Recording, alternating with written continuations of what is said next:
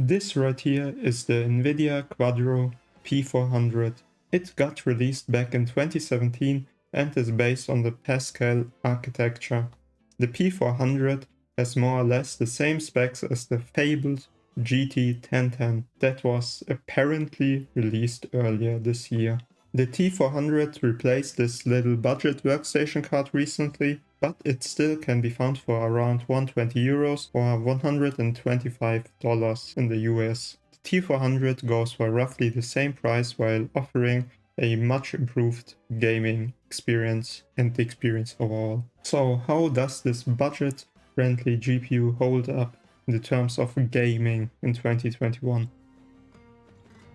First off, the amazing Forza Horizon 5. I put the P400 in my main desktop PC, which features an i5-11400 and 32GB of 3200 MHz RAM. Forza Horizon 5 is, from my experience, quite well optimized to be playable on basically anything. It unfortunately performed not as good as I hoped for. In the benchmark, which is like a worst case scenario for this GPU, it achieved 24 FPS at 720p, very low with FXAA enabled. The UHD 730 of my i5-11400 performed quite similar to this. Expect a bit better frame rate in the open world, especially in the deserty area of the game.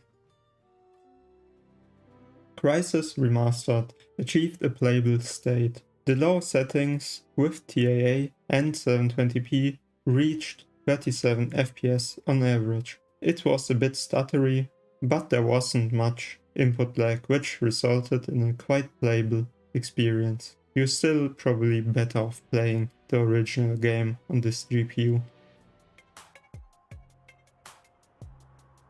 GTA San Andreas, the definitive edition, performed better than expected. 27 FPS was the average. It reminded me of the older console versions of the game if you played them. I tested the game at 900p with everything on low and TAA plus enabled. Cyberpunk unsurprisingly didn't achieve a playable frame rate. The lower settings, 50% of 1080p, it only reached 14 FPS on average. At least there wasn't much stuttering going on, I guess. Halo Infinite achieved a playable frame rate when using dynamic resolution scaling. I set the minimum frame rate to 120 to really push this little GPU. 32 FPS was the average. The 1% and 0.1% lows were not that much apart, 24 and 22. It felt okay, responsive enough. Pretty similar to, once again, the older console version of the older games. But it's still 75% of 1080p with dynamic resolution scaling, so realistically around the neighborhood of 480p, I would say.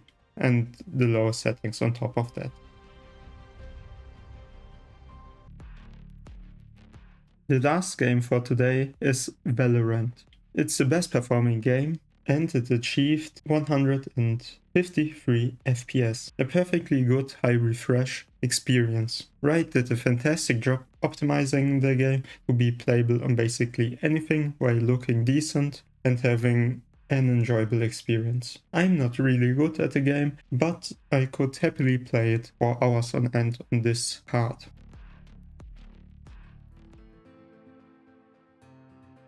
So, in conclusion, should you buy the Quadro P400?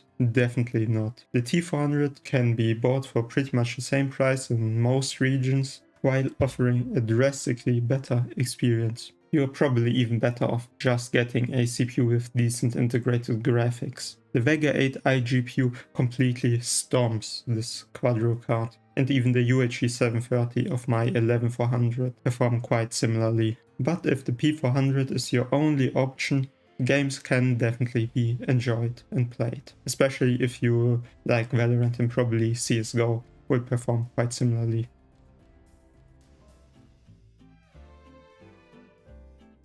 So you have reached the end of the video. I thank you for watching. I have a very special video planned for either the 24th or 31st about a very weird GPU you probably never heard of, and it's a modern one, not some ancient one. I wish you well, and goodbye.